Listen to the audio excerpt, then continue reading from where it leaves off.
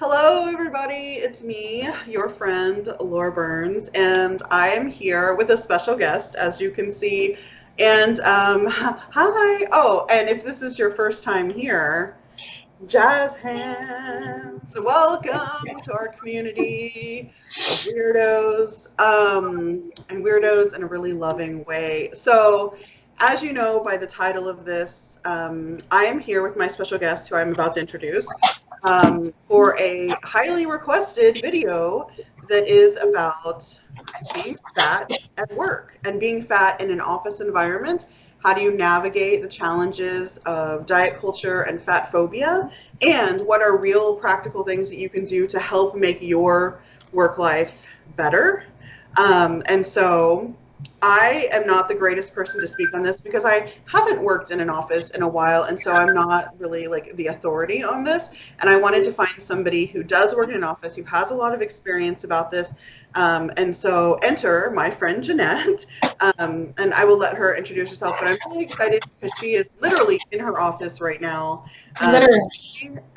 She really lives this, and she has a lot of great anecdotes and ideas and just like a really good perspective on all of this stuff. So Jeanette, take it away. Please introduce yourself to everyone.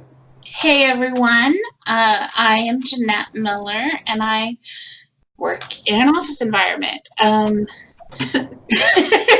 Predominantly, my work in office environments has been in higher ed, which is an interesting place to navigate weight in general from students up, right? So, but I've had both really good experiences and really not so great experiences, and so I'm happy to be able to talk on the subject.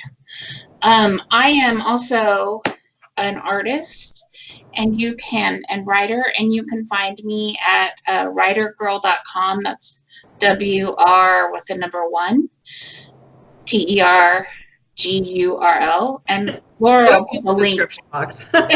Links down I'll there. put it on the screen even. Yeah, you can find me there. You can find my art on that page, but you can also find me at Writer Girl on Instagram and Twitter. Okay, great. Well, welcome, and thank you very much for volunteering to be the person Sure. for this. I'm really excited, and I already know a lot about you, and we've talked about this before, like just personally because we're friends, and I have really enjoyed those conversations, and so I'm very excited to kind of have some of those same talks right now so that everyone else can hear. So what I wanted to start with is just talking about what are all the challenges of being fat at work, and especially of not being a small fat. It's a little easier to navigate. Yeah, small fat's much easier to navigate, I would imagine. I mean, I think it's all a matter of perspective, right? But I am in the fat category. I think. I don't know. I never know the ranges. So fat is what a lot of people used to call like super fat. Mm-hmm. And I think that technically that is kind of a newer term that some people are using, just FYI for people who might be confused by that. But basically, I think Ash from the Fat Lip podcast made up that term because it felt like a term that needed to be made for her. And she defines that as bodies that are, I think, a 6X and up. So I wear about a 5X, 6X in that range. Yeah. It depends on the brand. Yeah. So just to give reference for everybody. Yeah, 32, 34, 5X, 6X. So maybe not quite in fat. Mm-hmm. But I'm fat. Me too.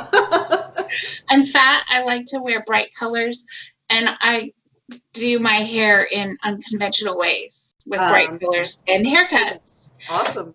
And crazy glasses, and that that's the way I choose to express myself, but it has an impact in the workplace as well, particularly because I'm fat, right?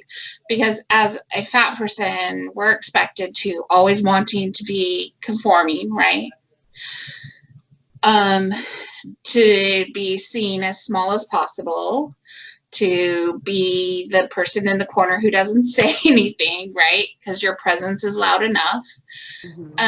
I say frequently that I am constantly, particularly at this position, which I've held now for 4 years, always too much and frequently not enough. And that's how I feel pretty much every day coming to work. There are people in the office who are outwardly hostile to me. There are people in the office who are, side talking, hostile, things like someone who does, is friendly and cares about me, came into my office once and said, well, that such and such said that you're way too old to wear your hair that way and you shouldn't dress the way that you dress. Which is a fat issue, right? Like, she doesn't see me as a human being. And so, but she talks to other people about it, not to me about it. Yeah. And so that, those are like things that are like, ego kind of hurtful. And then other challenges in the workplace are, this is the first workplace in quite some time that I've worked at that has a kitchen, a common kitchen, where people, take their food or eat or cook food. It's the place where common food gets left, so cookies or cake or anything after a work thing. And I avoid that kitchen as much as possible because it is often a center of like, I shouldn't be eating this, but I am. Yeah. Right? Oh, I'm going to eat this, especially when there's like sweets left, right? And that's the common food. It's like, if you go in there to get something and someone else is in there, you feel like you're being judged for it. And you probably are. I mean, you probably are. Not imagining it. So I'm sorry to interrupt. Before we dive in too much into like this kind of diet culture in the kitchen and everything, I kind of want to backtrack a little bit to talking about the first thing that you started with, which is the taking up space, right? So physically taking up space and visually taking up space, because you are, you wear fun patterned dresses, you have, crazy colored hair, you have your new haircut with the shaved sides, which is banging, but it is attention getting. You wear fun, funky glasses, like you are a person that is like visually interesting to look at, but it also makes you a target, right? Yeah. And so I wonder if you could talk about, well, let me just preface this with, I understand why people want to blend in. I get it.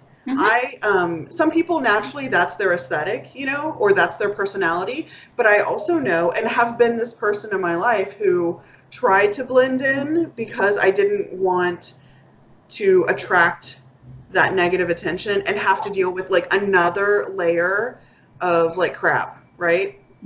And so I'm not saying that I'm not like shading anyone who chooses to be more low key. Oh no, if that's where your comfort zone is, no. Yeah. But I was wondering if you could talk a little more about, so you had the comment from the person who said she's too old to be wearing that. But if you were a thin person, they probably wouldn't say it, or they wouldn't have as much problem with it. Right. Some people are not going to like that look, even on a thin person. But when you are fat, like people feel so much more entitled to criticize or to have a problem with how you express yourself. And in an academic setting, I know that it's a lot more liberal with like what you can kind of get away with. It seems like, than like a real buttoned up office. Anyway, I thought maybe, could you talk a little bit more about, because you choose to live your aesthetic fully. Sure. And I can share, like, I would say I want to go back to a time when I did conform, actually, environment-wise. I wasn't quite the size that I am now. I think I wore probably a 28, 30. But I went to work at Stanford University, which is a real button-up professional, kind of place. And I developed what was a uniform, basically, black pants. And I did still like bright colors, so a bright colored shirt or blouse, but that appropriately covered me. Like I always wore sleeves, appropriately covered me in terms of, expectations. I always wore sleeves, and like I said, black pants because they were more thinning. I just wanted to fit in. I didn't want to stand out, right? First of all, I felt often like a fraud just being at Stanford University, which is ridiculous in and of itself. Like I certainly deserve to be there. But I also really just wanted to like go to work, keep my head down, get my work done, and not have to deal with any extra attention. That's also about a place where I was in my life where I wasn't as size positive and accepting of myself in the body that I have now. I wasn't there yet. I was on my way there, but I wasn't there yet. The job I had after that was in a women's and gender studies department, which was much more casual. Could wear jeans and, a nice t-shirt to work, or skirts or dress. I could wear pretty much whatever I wanted to wear. It's where I started bearing my arms, practicing my Second Amendment rights, and was very much just accepted for who I was in that environment. And then I did some nonprofit work, mostly work from home, so that's a much different experience. And then I came back to the office after that. Having worked in a very casual, accepting of my size environment, in a women's and gender studies department, to freedom of a nonprofit, and working from home, to a very regimented, we're kind of a casual department, but we're also not a casual department. Do you feel like you have to like dress up a little more than you normally would? Or like, do you feel pressure like to wear makeup or always have jewelry or like, elevate? Yeah, I do still occasionally wear jeans, but only with a really nice blouse, right? Shoes, I feel like I have to wear really nice shoes. A put together look, right? Yeah. Put together.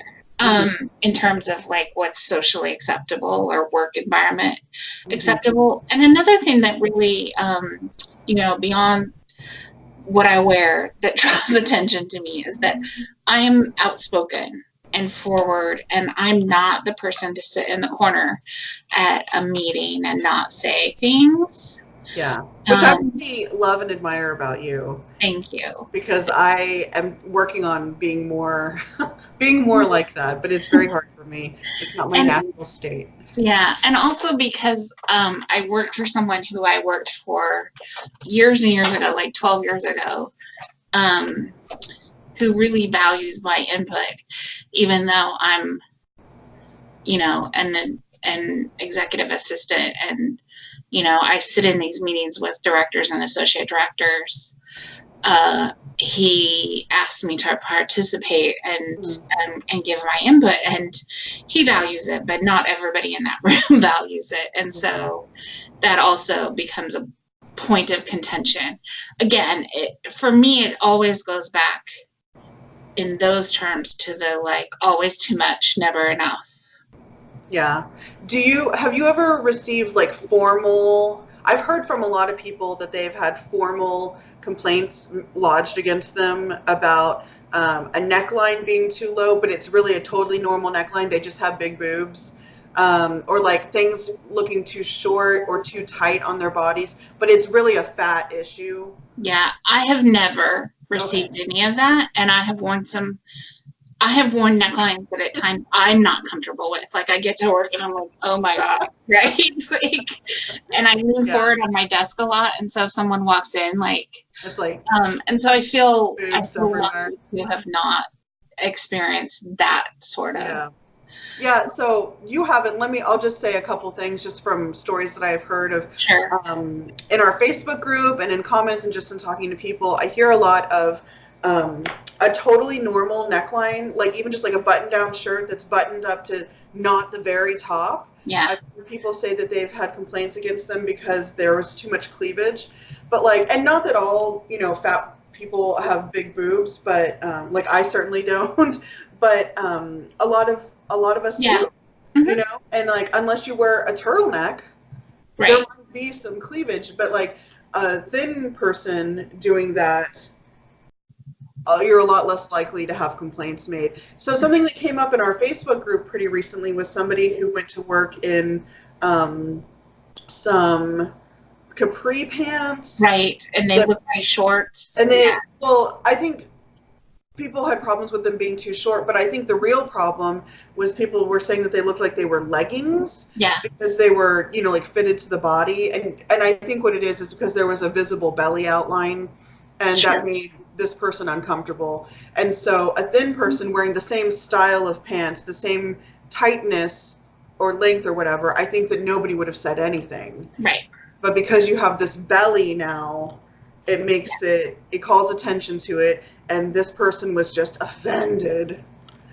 Oh my God. You know, anyway, so I think that this is a very real thing that happens, and I think that it must be very difficult for fat people to get dressed, especially for fat women, because your body is so policed already as a woman. Hemlines, like I have a big butt, so sometimes in skirts they're shorter because my butt or my belly, you know, like makes it go out as well as, you know, it takes up the space of the skirt, and so something, you know, is going to look different on me than it does.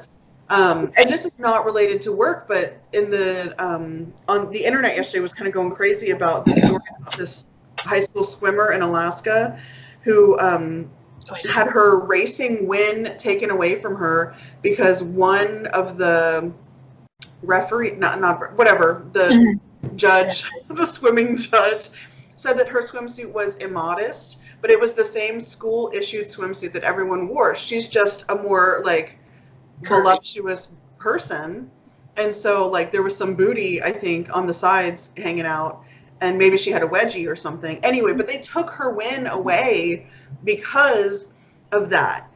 But it's the same school issued swimsuit. Anyway, apparently all the outcry and the appeals or whatever, so she got her win reinstated. But it's just like more examples of bodies being policed much harder than thin bodies. Yeah. I would say I don't experience policing in that way, but there is the, like, you know, you can tell by how somebody, and there's a lot of that here, how people comment on what you're wearing, in terms of like, oh, I love that dress, or, oh, that's so cute, or they're completely silent when they walk by, you know, like, you know, when other times you hear them being very complimentary. And so, you know, there's that, which, and that silence is really loud. Yeah, it's really loud. Really loud. Oh my gosh, yeah. Okay, so, so let's go back to the kitchen. Yeah. So when I did work in an office, this was also a thing for me. And I was in a much smaller body then, and it was still a thing for me. Yeah. So I think that thin people have issues with this also, but it's more of a self-inflicted diet culture thing. And then when you are a fat person, it's like diet culture from other people coming at you, and fat phobia from other people, and then also from yourself. So I understand like the kitchen area in an office, or like the common food is such a minefield. Well, and there's so many situations where diet culture, you know, pops in or crops into like people's conversations in an office. I remember anything that was about food, it always happened. Yeah. And then like at lunchtime, like I don't know if you eat lunch with your coworkers very often, but if you do, like I know for me, and I know from a lot of people that I've heard from, it's like always like navigating. If everybody brought their food and you're like sitting in a communal spot, it's like one kind of conversation, and like this diet, and I made this, and it's got this in it, and it's really clean, or it's blah, or it's paleo, you know, if you go out to eat, it's like the whole, you know, like navigating a restaurant situation and everybody's stuff. And also like at work, like people want to walk and maybe you like can't or don't want to walk to the Right. restaurant, but you feel like bringing that to anyone's attention would be bad for you. Or maybe you go to a restaurant that other people picked and you've never been there before and the chairs are not accessible, you know? Yeah. Or the tables are really close together. Like I have knocked things over with my butt and my belly so many times. Yeah. Yeah. So it's like, it's all these things to navigate, and each one of these things, it costs us energy. So of course, by the end of the day, you're exhausted. Yeah. I even made an attempt. I have a sign in my office. You can't see it, but it's a poster that you can get from, let me look. Is it the Nalgona? The Nalgona yeah, that one. Yeah. That is, I'm gonna link their, I'm making a note. I'll link their Instagram. It starts with "You're in a body positive zone." Yeah. I have that poster up. It's one of the when you walk straight into my desk, it's like literally right here beside me. And people look at it and read it and still will stand here and talk about their diets. And I mean, that's one of the things that it says, right? There's no diet talk here. Don't talk about your diet. And a coworker who I think it was just last week, who was in here talking to another coworker, and I'm just working, and I think I was eating potato chips at the same time. I was definitely eating something, and they were talking about eating and what they eat and what they don't eat. And one of them literally said, now, you know, I've learned a lot from Jeanette about how to treat my body and that food is just food and blah, blah, blah. And then when I talk about a diet. Oh my God. And I'm just like, I don't need you to acknowledge me in this conversation. You clearly haven't learned enough. And so that's frustrating. And I don't feel comfortable saying, get out of my office. Like the sign is permitted, my boss. It's so hard. Yeah. It's so hard at work because it's not like when somebody's like rude to you at the grocery store and it's a stranger that you never have to see again. Right. Where I know you would be like, listen, blah, blah, blah. And I'd be like, but like at work, you have to see these people. Yeah. You have to manage a working relationship. Oh, and so you can't just be like, get out of my face. I hate you. Right. And we're going to talk towards the end about like strategies for dealing with all this. So when I was talking about the whole restaurant thing, it made me remember the whole topic about accessibility in the office. And so I've had conversations in a video before. I don't remember what the topic was. Oh, I think it was like how to be an ally to your fat friend. Yeah. But about like in an office setting, like office chairs that are not accessible because they're too small, like the arms maybe, or conference room. Like if everybody's going to a meeting and the chairs are often, you know, one kind of chair. If that chair doesn't fit your body, like what do you do? And then like, I don't know, have you had those issues or any other accessibility issues? Yeah. So this is, let me talk about two different things. One is my desk chair, which for me has always been important to be comfortable. Like I won't sit in a desk chair for a long period of time. Now, when I come to a new job, I'm going to get the existing desk chair, and it's going to take a little while, right? Mm-hmm. But one of the first things I will do is sit down with my boss and have a conversation.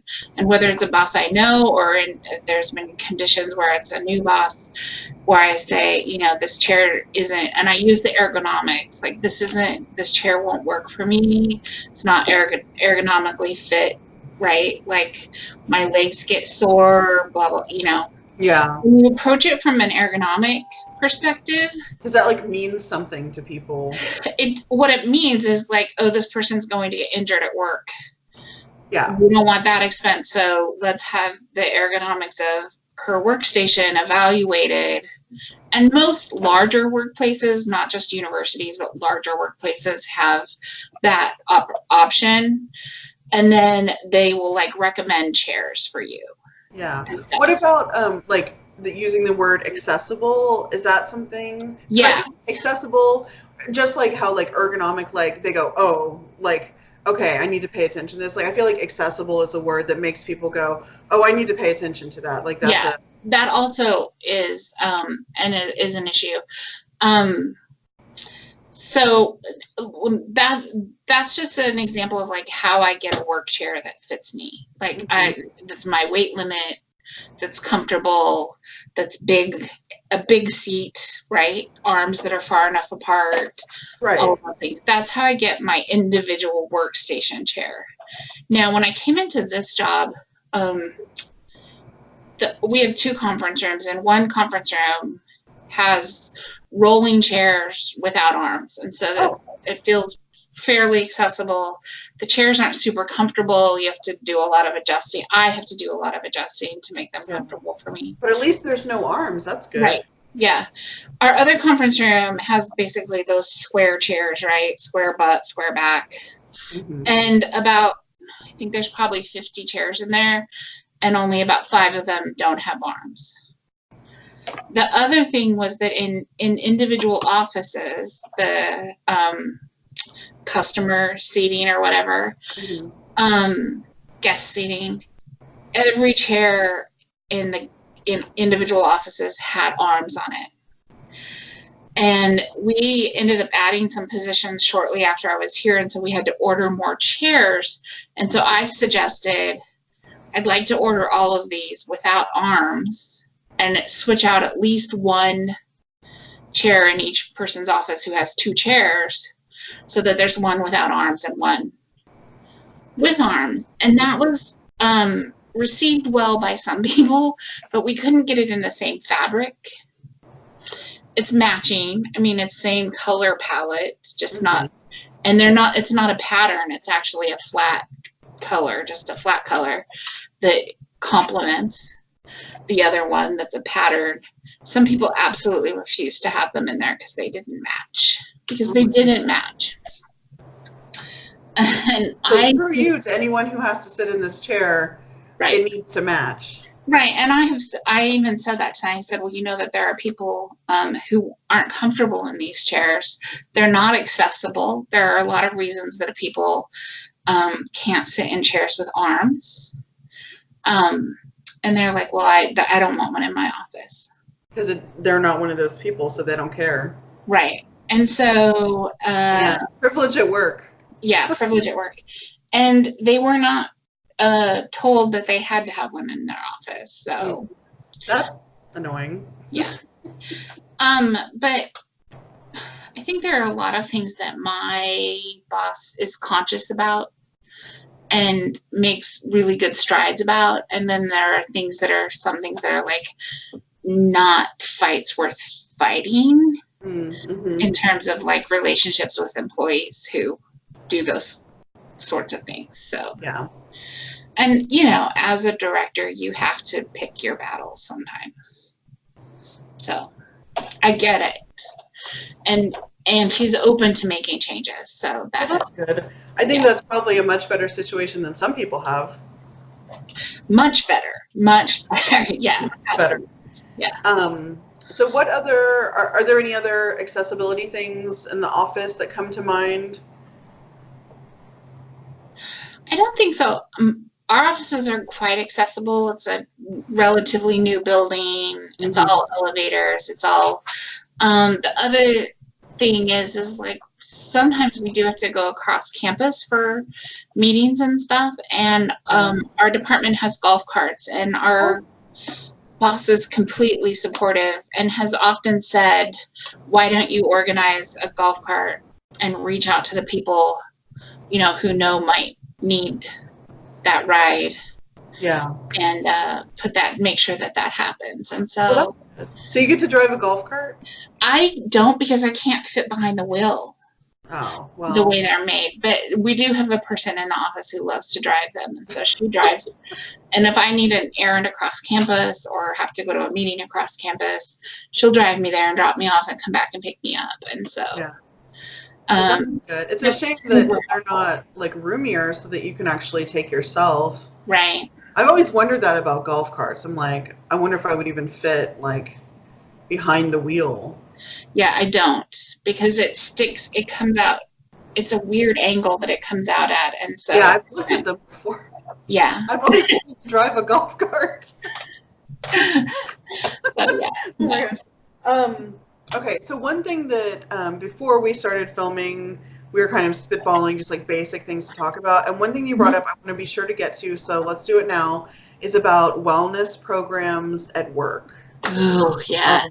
What a topic. I feel like we could do a whole video on this. Yeah. Oh, and by the way, if anyone's watching this, we're kind of moving pretty quickly through topics because there's a lot of stuff that we want to get to. So this is kind of more of like an overview. If there are any of these topics that you want us to spend more time on, we're totally willing to come back and do a part 2 where we take 1 or 2 topics and really dig into them. So if there's one that you want, please comment and let us know, and we will listen to you. So, okay. So wellness programs at work. Yeah. So there are a couple of things. I've worked in institutions twice now once where it was an individual staff member who used the entire staff and faculty mailing list to promote Weight Watchers. Oh, God. And I wrote back and said, was that allowed? No. And said, this is inappropriate, blah, gave my spiel on it, and then also like CC'd my supervisor, who was very much in support of what I did, and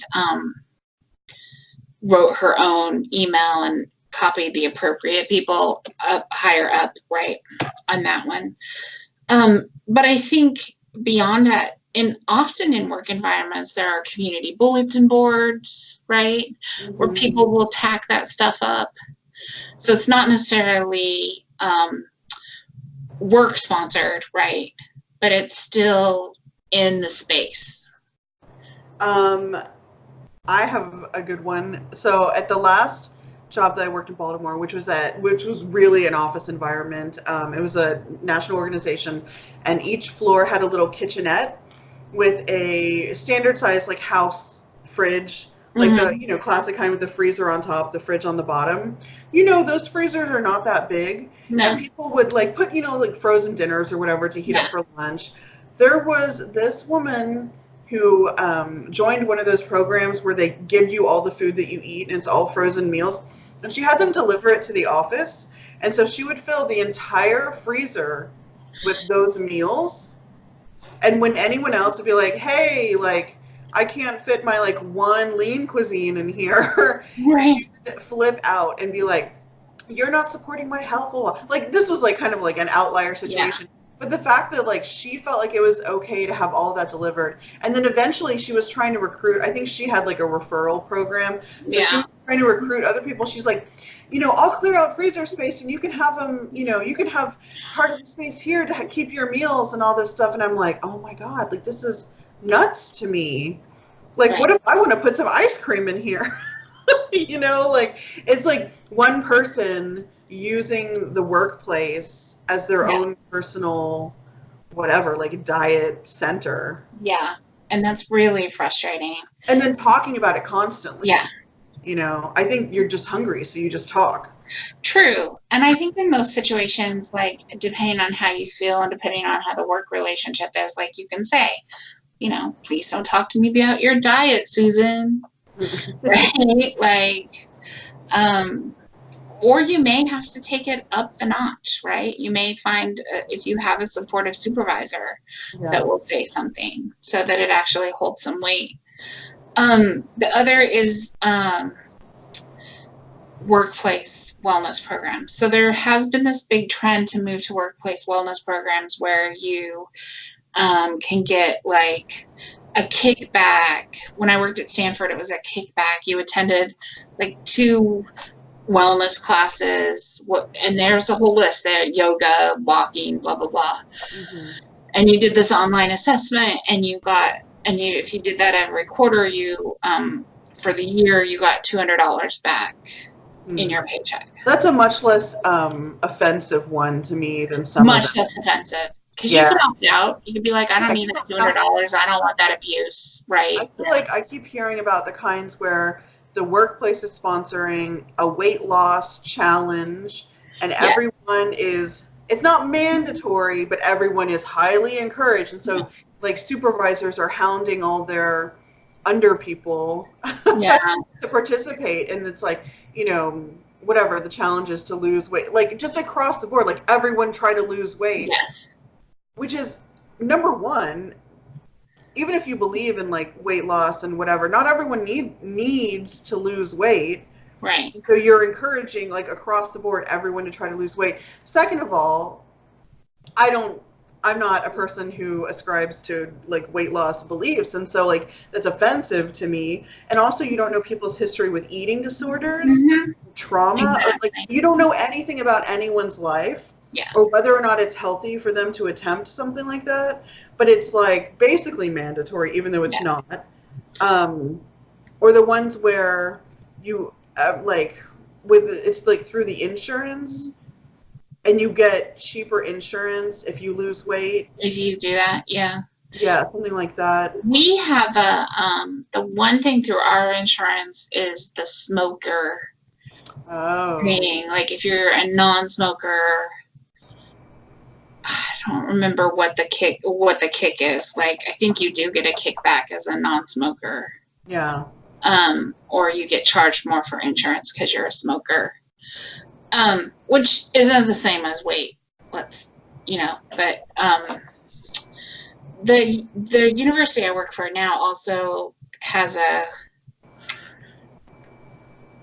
the wellness and recreation center or department or whatever, but there's a whole staff department about staff wellness, right?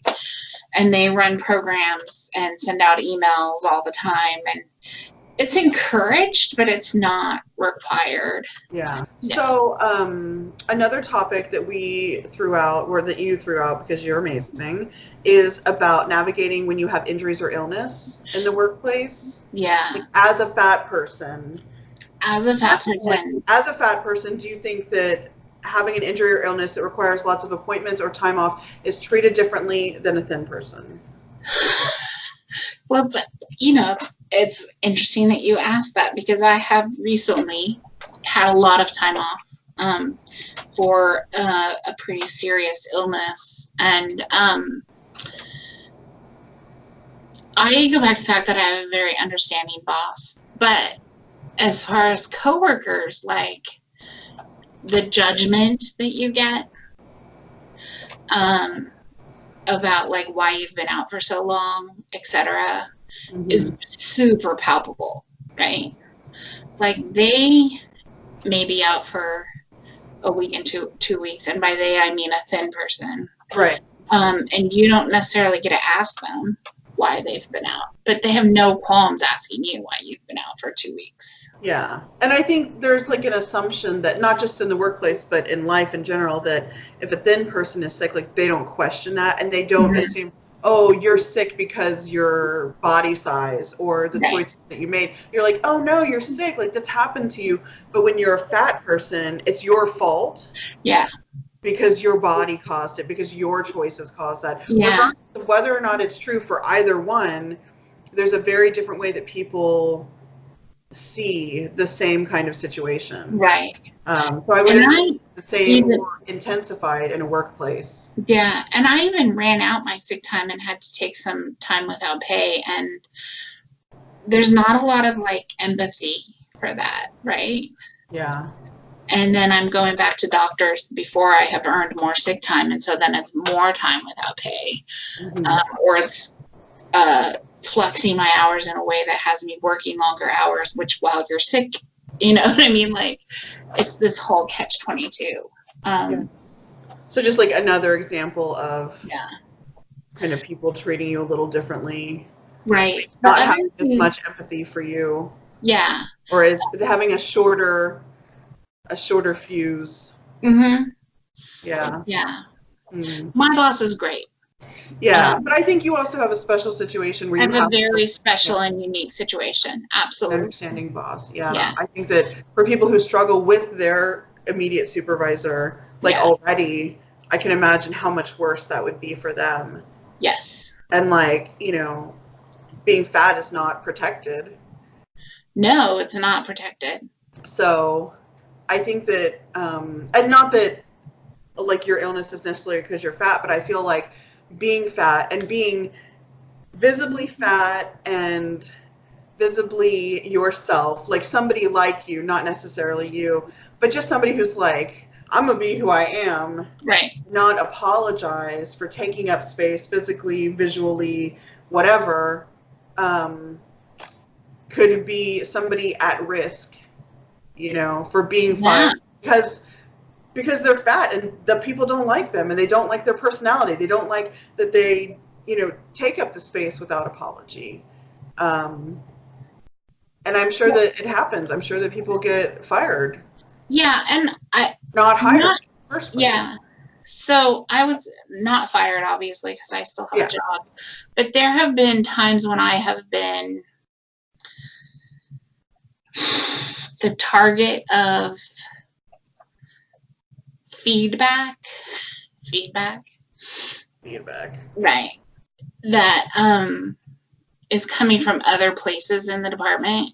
Well, that's a good segue into talking about strategies and tactics for dealing with all of these things that we have been talking about.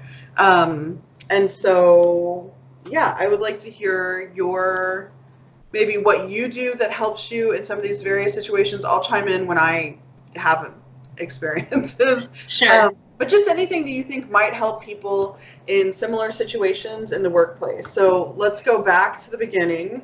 And we talked about taking up space. Taking up space, fitting in. Right? Yeah. I think often I have the reaction of like, oh, you think I take up too much space?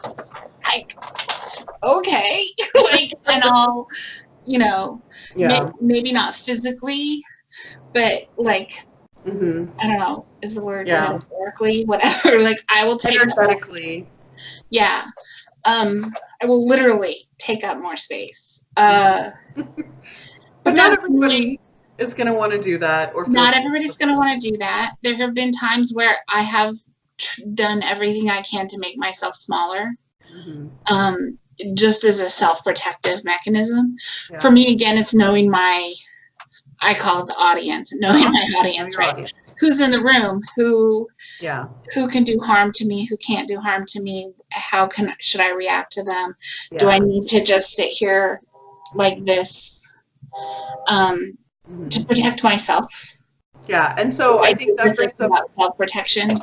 The good point about like knowing your audience and knowing when is a safe time to push back and when is not a safe time to do that.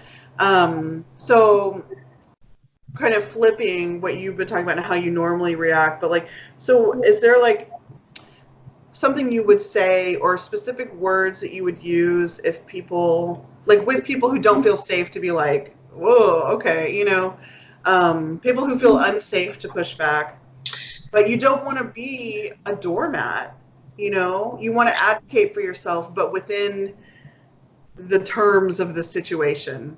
Yeah. I would say even there are times where I won't even advocate for myself because of self-preservation, because I know that it won't change anything. I think in particular, the person who comes into my office and talks about food and diet and working out on a regular basis, there's a power dynamic there. Yeah, for sure. It's a man. He has position power over me in the office, and I will just be like, like, that's how I protect myself in that situation. And often I come out of that feeling dirty. You know what I mean? Like filthy. Yeah. Like, ugh. And that kind of moves to the next topic that we had, which was just like navigating diet culture, diet talk, body image talk, like just like all of those things in the workplace. And one thing that because I have so few things to contribute, I'll share this. When I was in an office environment, depending on the different offices that I worked in, I would either eat by myself or go out. Sometimes I had, like people that I felt very safe and they were like friends and it was never an issue, any of it. But when I would eat in the building, like in the common area with other people, and people would be discussing, like, oh yeah, I made this. It's totally free of this, this, this, and this, whatever. And then like people would ask me like, oh, because whenever I make my lunch, it's always like elaborate because I want to eat good, Yeah. And people be like, oh my gosh, we always love to hear, what's in your lunch. And I would tell people, because I like talking about food, I like cooking, but if it ever veered into, oh, that's so rich, like I wish I could eat like that, whatever. I just got very good at, one of the few things that I was ever very good at, like kind of shutting it down with was that lunchtime thing. And I would just say, something, I don't know the exact words, but something along the lines of, yeah, I made this lunch and I'm so excited to eat it. I never pack anything that I don't look forward to eating or something. Like I really love enjoying my lunch, which I think is a nice way to kind of be like, I'm really enjoying eating the foods that I'm about to eat. Right. Like this is a really happy experience for me. And then most people can take a hint. Right. And we'll shut it down. And if they don't, I've gotten to the point now where I'll just be like, can we have no diet talk at lunch, please? Yeah. And if people can't respect that, I just won't eat around them. So that's what has worked for me in the past in that situation. But I know that not everyone like feels like they can say that, the like no diet talk, or who can decide who they eat around. Right. And that kind of thing. In our office, mostly people either are out to eat or with the people that they prefer to go out to eat with, right? Yeah. Or are eating meals at their desks. And I eat most of my meals at my desk. Yeah. Yeah, I used to also. It's a safe environment, but it's also not safe for a lot of people if you have to eat your meal at your like quote unquote cubicle, or like I do have an office where I can shut my door. Yeah, but in a cube, everyone just walks by and can look and comment. Looks and judges and yeah. Exactly. Oh, you're light. Sorry. So then strategies for dealing with wellness programs in the office, like if they're mandatory or if they're not. I feel like those are two different occasions. If they're not mandatory, but you're getting pressure to participate, like from your supervisor, like how do you say, I'm not going to participate in this? Please stop asking me. I think you have to have an honest conversation. Like I have a program that I'm working with my doctor, with my medical professionals. Yeah, that's a nice, like, and have, like, I think that, pulling in, like, I'm working with a medical professional. I'm already working with my medical professional on my goals. Or I already have my own routine for my goals, blah, blah, blah. Yeah. And I think you just have to say it outright, particularly if it's not mandatory. Yeah, but what if it is? So what if everyone has to participate in whatever, like one of those insurance things? Right. I think for me, it would be about navigating. It would be about finding the best option. Like a lot now, like have everything from like yoga to like intense workouts, right? And like, I of course would choose the yoga, or So if you have the option. If you have the option, most appealing to you. And I also think if you have the option too, I think there are some positives to the program. If they're offering free classes that don't take away from your lunch hour, right? You can go with just like weight loss focused. Right, they aren't weight loss focused. Take advantage of those, right? Yeah, like, I think that's cool. Encourage that if you're interested in it. Yeah. I never hear about those. I no.